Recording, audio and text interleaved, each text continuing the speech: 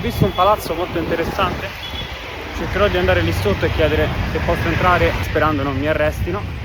Sono sotto questo edificio, si chiama Wadwa, è quell'edificio che vedete lì dietro.